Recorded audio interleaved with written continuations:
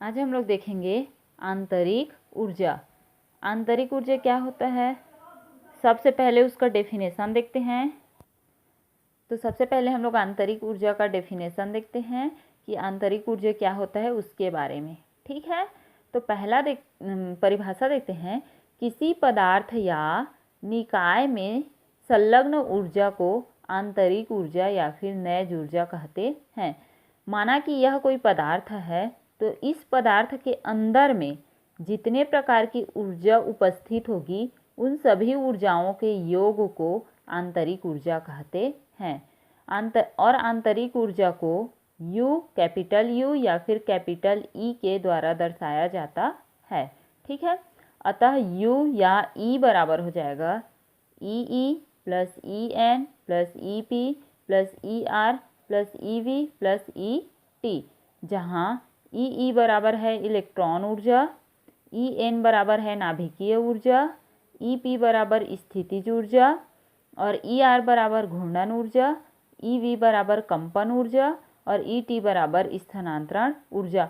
तो इन सभी ऊर्जाओं के योग को ही क्या कहा जाता है, आपका आंतरिक ऊर्जा। ठीक है, आंतरिक ऊर्जा में परिवर्तन क्या हो जाएगा, डेल E बराबर E product minus E reactant. ठीक है, तो डेल E बराबर EP माइनस ER, या फिर इस रूप में भी लिख सकते हो डेल U बराबर UP माइनस UR।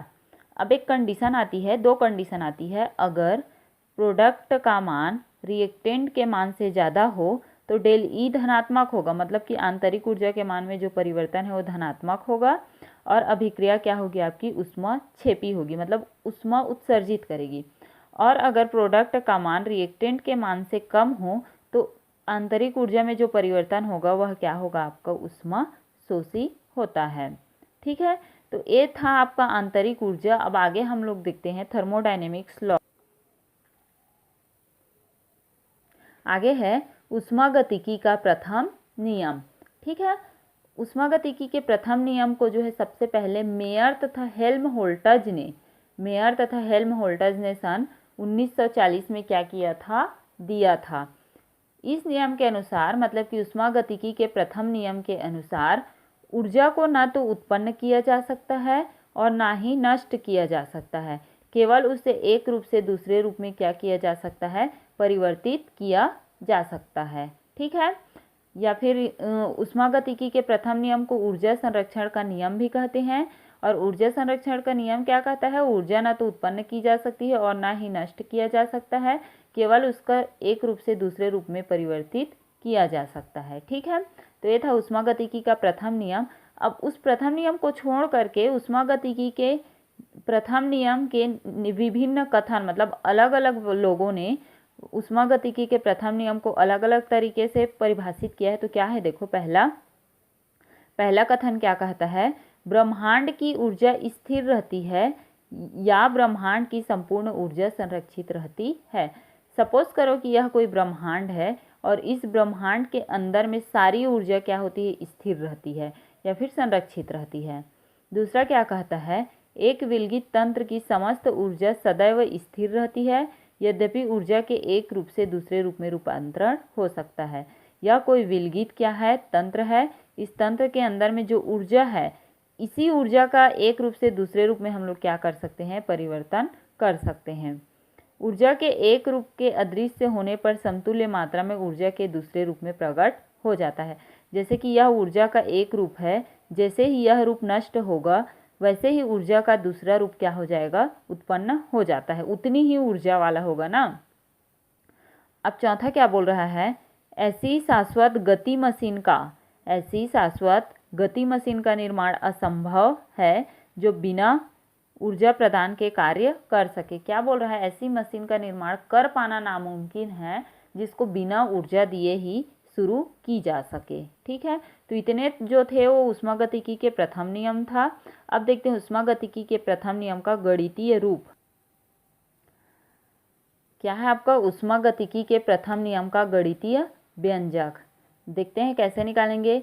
माना कि किसी तंत्र की प्रारंभिक अवस्था में आंतरिक ऊर्जा E1 है। माना कि किसी तंत्र की प्रारंभिक अवस्था में आंतरिक ऊर्जा E1 है, यदि यह तंत्र Q मात्रा में अवशोषित करता है तब इसकी आंतरिक ऊर्जा E1 से बढ़कर क्या हो जाएगा, E1 प्लस Q, क्योंकि वह उसको अवशोषित कर रहा है, हो जाती है यदि इस प्रक्रिया में तंत्र पर संपादित कार्य, मतलब कि तंत्र पर किया गया कार्य W है, तब तंत्र की अंतिम अवस्था को आंतरिक ऊर्जा E2 हो जाती है। तो E2 बराबर क्या हो जाएगा, E1 plus Q plus W। इसका इधर पक्षांतर किए तो प्लस में है तो माइनस, तो Q प्लस W, तो अंतर हो गया डेल E, तो Q प्लस W, या फिर डेल U बराबर Q प्लस W। इसको समीकरण 1 मान लेते हैं। इसी का आप हिंदी रूप कैसे लिखोगे, आंतरिक ऊर्जा में परिवर्तन, तंत्र को दी गई ऊष्मा और तंत्र पर किया गया कार्य। अब Q बराबर क्या हो जाएगा, del E minus W। W को इधर पक्षांतर किए तो प्लस में था तो माइनस में हुआ, इसको इक्वेशन 2 मान लेते हैं। अब अवशोषित ऊष्मा बराबर क्या हो जाएगा, आंतरिक ऊर्जा में परिवर्तन माइनस तंत्र पर किया गया कार्य। अब यदि तंत्र द्वारा कोई बाह्य कार्य किया जाता है तो आंतरिक ऊर्जा ऊष्मा एवं कार्य में संबंध निम्नानुसार होगा। अगर कोई बाह्य कार्य कर रहा है तब की कंडीशन में, तो डेल E बराबर हो जाएगा Q माइनस W। ठीक है, Q माइनस W इतना हो गया। इसको हम लोग मान लेते हैं समीकरण 3।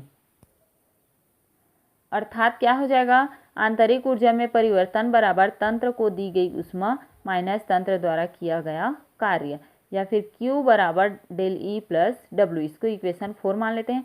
अर्थात अवशोषित ऊष्मा बराबर आंतरिक ऊर्जा में परिवर्तन प्लस तंत्र द्वारा किया गया कार्य। और इतना जो हम लोग निकाले हैं वही जो है ऊष्मागतिकी का क्या है, आपका प्रथम नियम है। ठीक है, प्रथम नियम का गणितीय व्यंजक है। अब आगे देखते हैं हम लोग एंथैल्पी तथा एंथैल्पी में परिवर्तन। तो स्थिर दाब पर परिभाषा देख लेते हैं।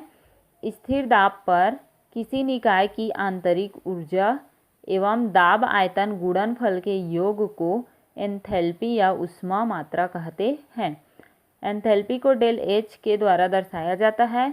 तो क्या हो जाएगा, H बराबर आंतरिक ऊर्जा प्लस दाब आयतन के गुणनफल, एक दूसरे, यहाँ पर बिंदु है मतलब गुणा है, तो एक दूसरे के गुणनफल और आंतरिक ऊर्जा के योग को ही क्या कहा जाता है, एंथैल्पी। या फिर E के जगह पे U भी लिख सकते हो, जहाँ E या U बराबर आंतरिक ऊर्जा, P बराबर बाह्य दाब और V बराबर निकाय की आयतन। अब देखते हैं आंतरिक ऊर्जा में एंथैल्पी में परिवर्तन। तो देखते हैं, मान लो स्थिर दाब पर किसी निकाय की प्रारंभिक अवस्था में उसकी एंथैल्पी H1, आंतरिक ऊर्जा E1 तथा आयतन V1 है तथा इसी दाब पर निकाय द्वारा ऊष्मा ग्रहण करने पर एंथैल्पी, आंतरिक ऊर्जा और आयतन क्रमशः क्या हो जाएगा, H2, E2 तथा V2 है। तो मान निकाल लेते हैं, H बराबर E प्लस PV था, तो अब H1 H2 के लिए E1 plus PV1, H2 E2 plus PV2। अब इसको अगर आप इसको क्या मानते हो, समीकरण 1, इसको मान लो समीकरण 2, तो समीकरण 2 में समीकरण 1 को घटाने पर, तो घटा देते हैं, लेफ्ट साइड के साथ घटेगा, राइट साइड के साथ घटेगा। तो H2 माइनस H1 बराबर क्या हो जाएगा, E2 प्लस PV2 माइनस क्या हो जाएगा, E1 प्लस PV1 हो जाएगा। अंतर डेल H बराबर आंतरिक ऊर्जा अलग किए तो E2 माइनस E1 प्लस क्या हो जाएगा, P दोनों में कॉमन है, P हो गया और V2 माइनस V1 हो गया। तो डेल H बराबर del E plus P del V, इतना मान आया। और यही जो मान है आपके एंथैल्पी के मान में परिवर्तन है, जहाँ डेल H बराबर एंथैल्पी परिवर्तन, डेल E बराबर आंतरिक ऊर्जा में परिवर्तन, डेल V बराबर आयतन में परिवर्तन है।